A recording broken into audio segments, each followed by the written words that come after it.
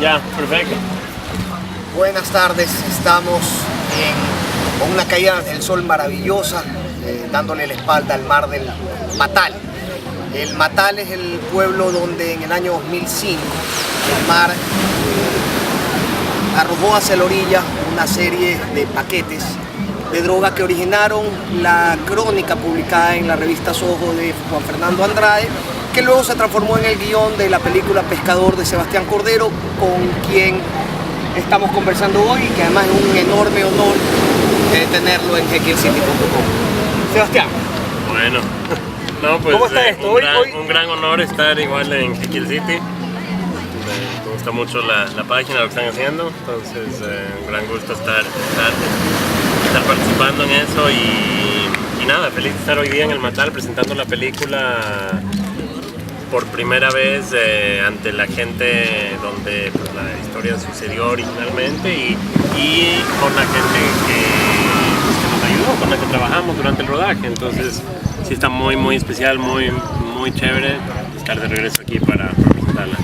Chévere, Sebastián, tengo entendido que varias de las personas del pueblo fueron parte en la película, ¿no? Sí, pues cuando haces una película, sobre todo cuando vas a un sitio pequeño, un sitio además donde la locación, donde el entorno es algo súper importante en la historia que vas a contar, quieres incluir a la gente del lugar lo más posible.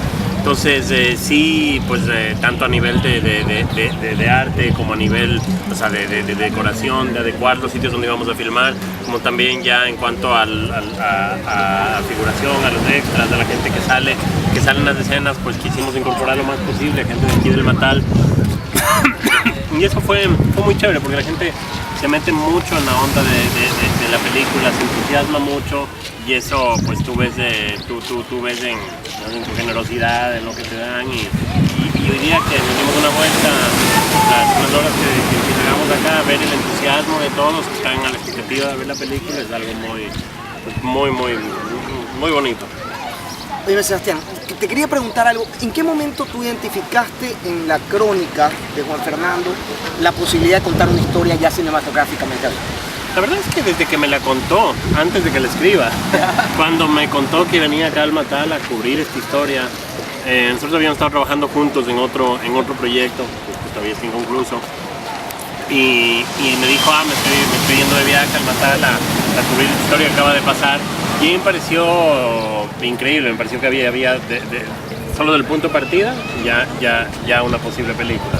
Y yo desde hace rato había estado buscando una historia que me dé la excusa para hacer una película de carretera, una película bastante más libre que las otras que había hecho antes. Eso era para mí un dato crucial. Sobre eso te iba a consultar, porque al menos las dos últimas de tus películas fueron películas que los espacios estaban concentrados en sitios muy cerrados y a lo mejor algo oscuro, ¿no? Sí, hay una onda claustrofóbica, una onda de más o menos de una decisión visual de planos que se construye casi milimétricamente en las otras películas. Y con Pescador más bien la idea fue todo lo contrario, fue emprender la película con el espíritu de un viaje de carretera, con el espíritu de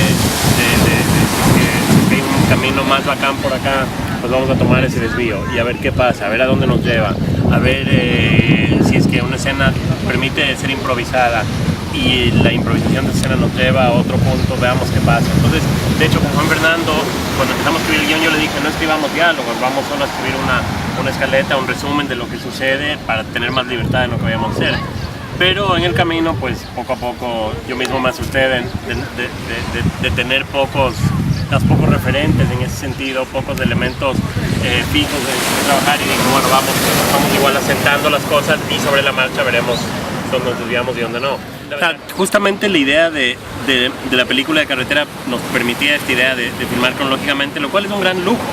Porque normalmente tú filmas las películas en desorden, tú filmas por conveniencia, tienes que ser práctico. Si tienes 5 escenas en una casa, aunque esas 5 escenas sean al principio, en la mitad y al final de la película, tú las filmas todas juntas pues para no tener que regresar a esa casa y para ya salir de ese complique. Aquí nosotros, como la película te lleva de un sitio a otro, no había la necesidad de estar regresando a los lugares y eso nos permitía decir, bueno, salimos de todas estas escenas de aquí y de ahí procedemos a lo que viene después. Y eso lo que permite hacer es que si de repente se incorpora algo en el camino, que a mí me ha pasado mucho cuando estoy rodando, que de repente surge alguna idea nueva, surge alguna cosa bacán en las locaciones donde estás filmando, y quieres incorporarlo pero no puedes porque luego eso no haría ningún sentido con lo que viene después. Digamos que tu personaje central se encuentra algo y ese elemento quieres que aparezca después.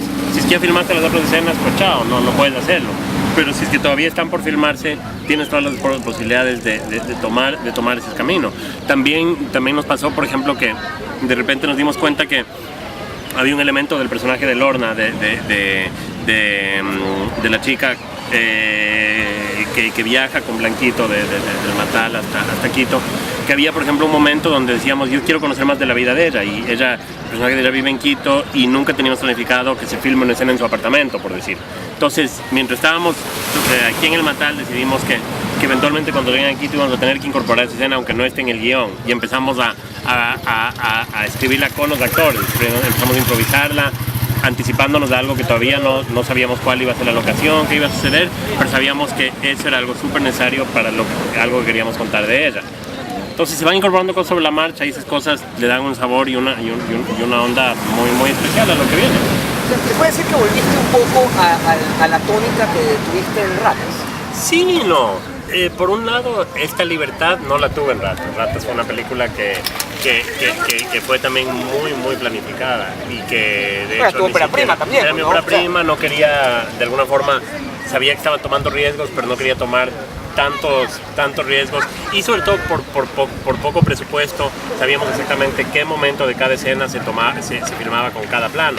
Aquí lo que hicimos es cada escena la repasábamos varias veces con los actores y en base a eso se colocaba la cámara y cada escena la filmábamos en un plano de secuencia completo que luego repetíamos con variantes para luego poder editar, pero la idea era que sea un proceso muy, muy orgánico, muy fluido, muy natural, que digamos ese espíritu existía en Ratas, pero no había los recursos para ejecutarlo del todo.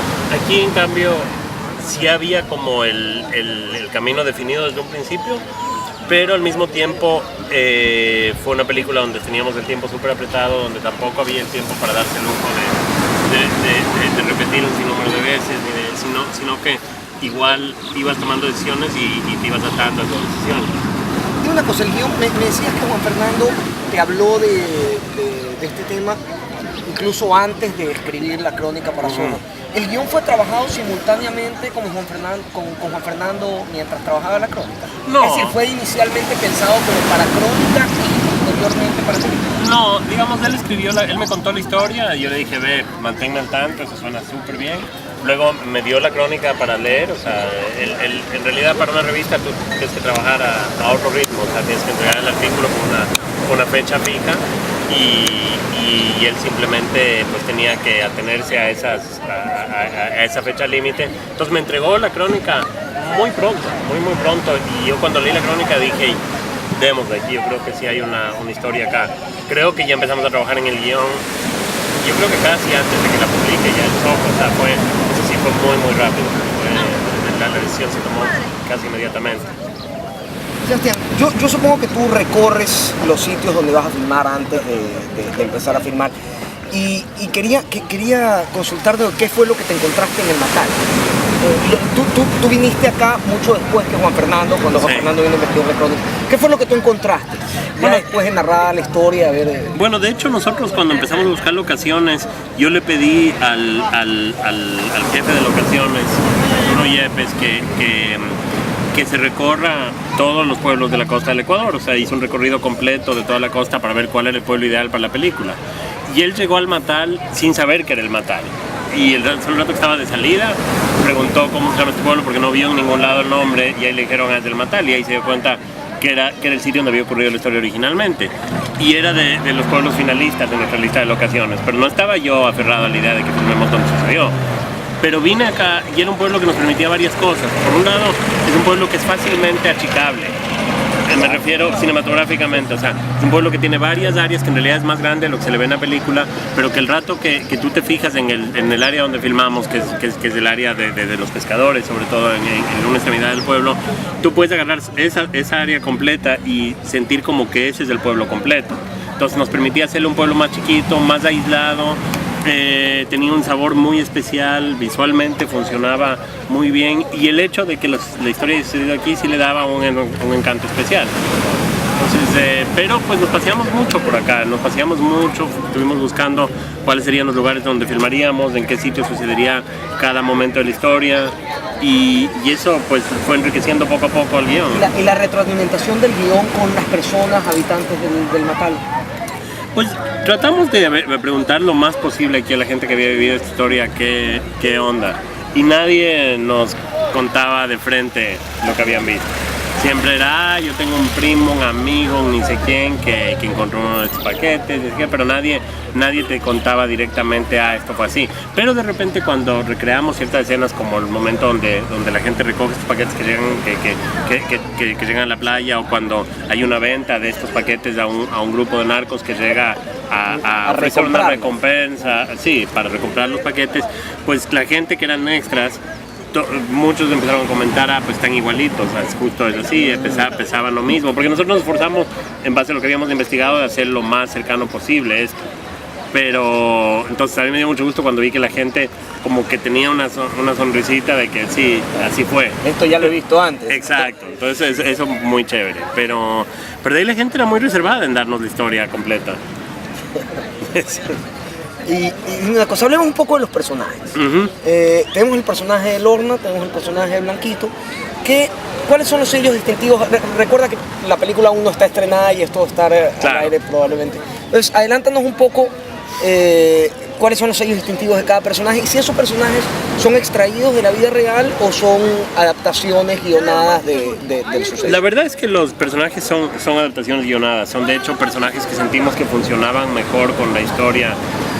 Por ejemplo, en el caso de Blanquito, nos gustaba mucho la idea de jugar con alguien que toda la vida se ha sentido fuera de lugar en su casa, que toda la vida ha tenido esta fantasía, este deseo de salir y de conocer el mundo, y que nunca ha tenido la oportunidad de hacerlo, pero tenía esta frustración de no sentirse en casa, y de hecho de sentirse un poco menospreciado, burlado. O sea, el apellido Blanquito, él es porque él no calza en el pueblo natal. Yo, de hecho, quería trabajar con Andrés Crespo desde hace tiempo atrás. Me parecía que funcionaba súper bien para el personaje, pero no me cuadraba físicamente que él sea un pescador del Natal. Entonces, de hecho, con Fernando Andrade le mostré Filosofía de Tocador a Fernando Andrade, que no lo había visto.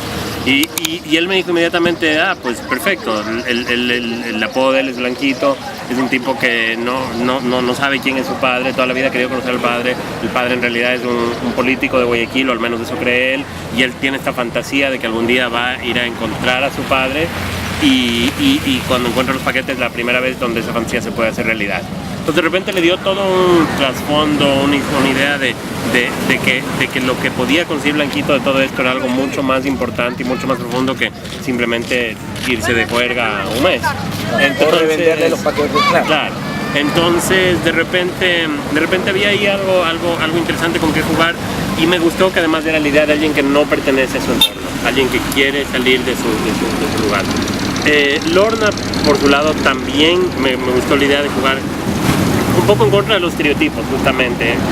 Si es que Blanquito es el pescador que no sabe pescar, que no se siente a gusto en su pueblo de pescadores, que no sabe qué está haciendo ahí, Lorna, en cambio, es una mujer que, a ojos de Blanquito, es una mujer muy exitosa, una mujer que le va bien, una mujer guapa, atractiva, con mucha personalidad, mucha determinación, pero en el fondo es alguien que tampoco se halla en su situación y que lo que quiere es regresar de alguna forma a una vida que ya tenía antes, y está en búsqueda de ese cambio en su vida.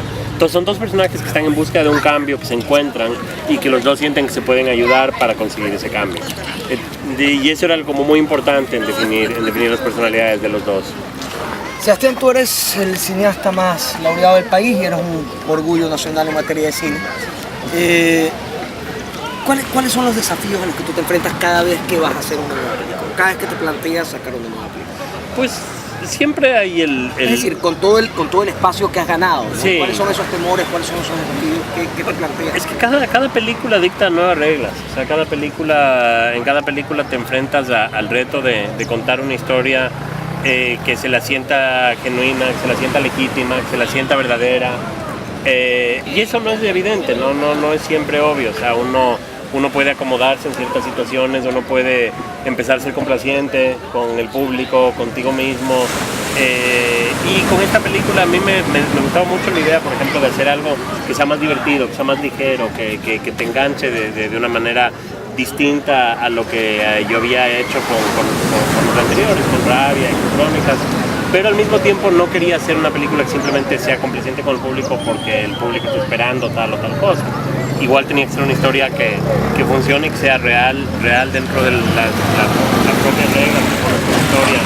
Y eso es difícil mantenerse fiel a eso. Siento que tengo muchas, digamos que tengo muchas más puertas abiertas que las que tenía cuando empecé o que las que tiene un cineasta que está arrancando. O sea, siento que tengo una situación de una oportunidad especial y que hay que aprovecharla, pero al mismo tiempo hay que ser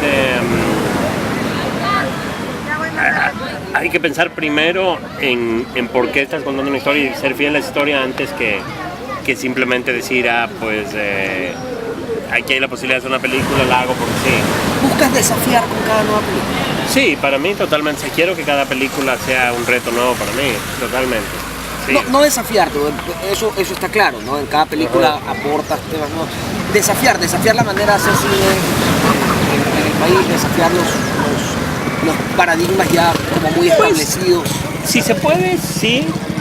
Y como pescador, por ejemplo, sí me daba mucha curiosidad, muchas ganas de decir, bueno, vamos a hacer una película entre comillas pequeñita, una película con los recursos que se están haciendo las otras películas ecuatorianas en este momento. Ahorita hay toda una movida de películas filmadas en formato digital con la 7D o la 5D, que son cámaras que son básicamente cámaras de fotos que tienen una opción de grabar en video en alta calidad que se ve increíble.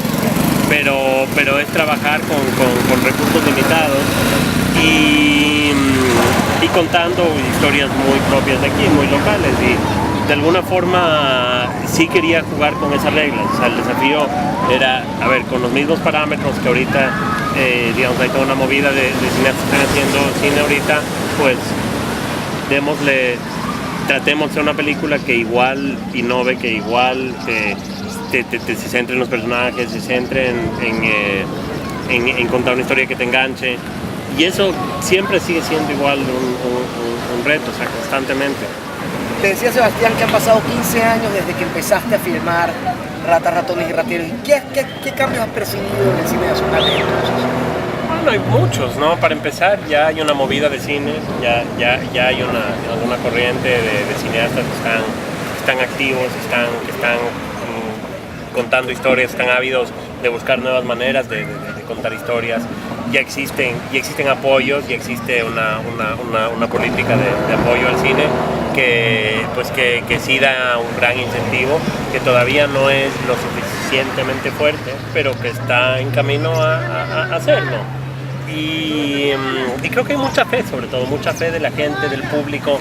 El público ecuatoriano es un público que cree mucho en el cine local. Y eso es algo bastante especial, eso no sucede tanto en otros países vecinos. O sea, los países vecinos tienen que luchar por el espacio en las salas de una manera muy difícil, muy cabrona. Y aquí las salas sí te abren las puertas, luego tal vez no te dejan mucho tiempo si es que la peli no le va increíble, pero por lo menos sí te dan la apertura inicial. Y eso se debe a varios ejemplos de películas que les ha ido bien. ¿Qué siente un director cuando hablábamos hace un momento de las formas de filmar la película y cómo luego se arma el rompecabezas con todas las escenas? ¿Qué siente el director cuando ve ya el producto terminado?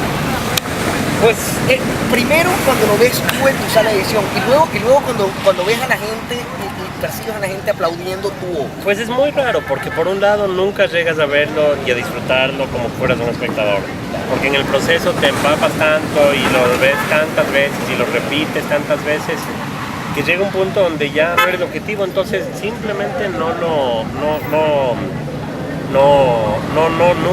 puedes verlo objetivamente. Hay una gran frustración en ese sentido.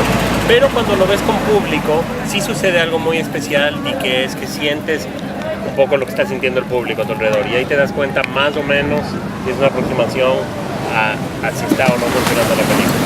Nunca lo sabes con certeza. Y eso me pasó desde Ratas hasta ahora con cada película. mi gran frustración. A mí me encantaría tener la oportunidad de borrarme la memoria y ver mis películas sin tener ningún preconcepto de qué es lo que voy a ver, para saber qué me parecen. Yo no sé qué tales son. Sebastián, tu gente nos va a matar. Ya te quieren llevar para Jama para la proyección de la película y estás a minutos de tener que embarcarte. Mándanos un saludo a la gente que te va a ver esta semana en xcity.com, invítalos a ver tu película. Perfecto. No, pues para todos los que estén viendo esto en xcity.com, primero que nada es un gran gusto estar aquí, qué gusto que estén viendo esta entrevista, y a partir del 30 de marzo Pescador está en todas las salas de cine del país, pues con Andrés Crespo, que parece que es el hombre del momento ahora, y también un gran hombre de Jekyll City. Entonces está muy chévere pues poder invitarles a que la vean, que se la vuelvan a ver, que la recomienden a su gente y que la disfruten. Chéverísimo, te agradezco infinitamente. Ya, pues, chévere.